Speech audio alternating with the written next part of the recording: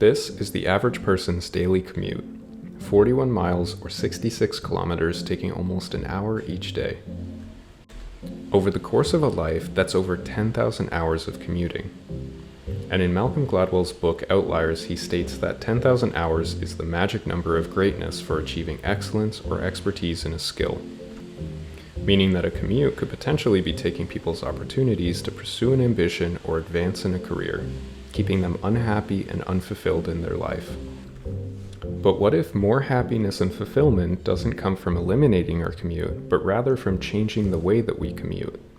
Because commuting isn't going anywhere, and that might not be a bad thing. So how do we turn a commute into a tool that improves our happiness and fulfillment and is something we look forward to, rather than a burden that we dread every day? People will usually commute using the most convenient mode of transportation available to them. But we also factor in things like cost and quality. If transit is accessible but not well maintained or dangerous, people won't use it as much. If there are bike lanes but they're on the side of a busy high-speed road, only the most dedicated cyclists will use them. And extra costs like tolls and paid parking will disincentivize people from driving. These factors create differences in preferred modes of transportation in different countries around the world. In Brazil, for example, almost as many people take public transit as cars. And in Europe, cycling rates are much higher than many other places around the world. In the US, the vast majority of commutes are done by car. But too much car commuting isn't something just the US struggles with.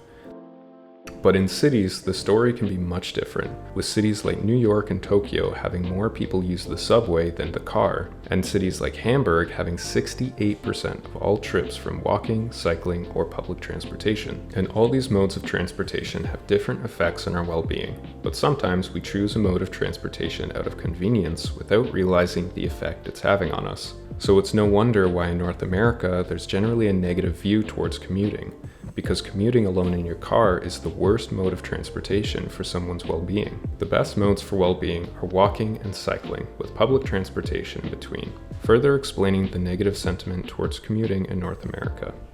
Getting stuck in car traffic on your way home from work will increase stress and anxiety, and ultimately impact your performance and general mood throughout the rest of the day. And the lack of movement from commuting by car compounds the problems even further. And not to mention the increased financial stress of car ownership. Walking and cycling largely avoid all of these problems.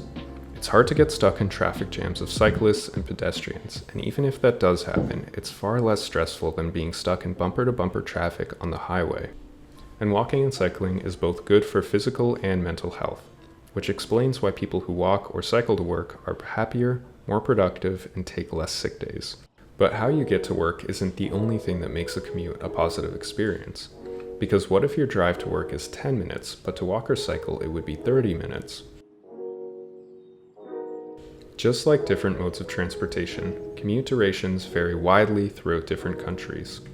And commute duration is something we seriously consider when choosing a new job or a new place to live, and it's not uncommon to relocate due to commute time. At a certain point, it can take away from our life outside of work or school, and in general, it's true that higher commute durations decreases a person's life satisfaction. But this doesn't tell the whole story, because all commutes are not equal.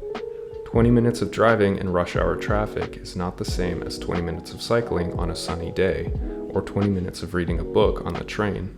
One may increase stress while the other decreases it. One may improve health while the other undermines it. But at what point is a commute too long for different modes of transportation?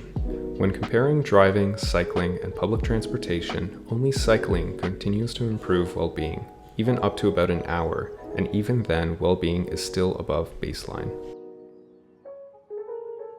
During the pandemic, many people started working from home, eliminating their commute entirely. After the pandemic, these changes are still present as many jobs remain from home. But what happens when someone works from home is not that their total travel time disappears. They actually just use that extra travel time traveling for different purposes, because people commuting combine their commute to do other tasks. And this combination of commuting and doing tasks with an active form of transportation is what creates a commute that improves a person's life. An ideal commute is packing all the things you were already planning on doing into your travel time to and from work, while trying to keep the commute duration low. Sometimes this isn't possible in certain locations due to population density or poor land use, so due purely to location, someone can be limited to only a car, which is why some cities are better for livability than others, places that are organized in such a way that many tasks can be accomplished comfortably on a person's daily commute using active or public transportation without the reliance of only a single mode of transportation.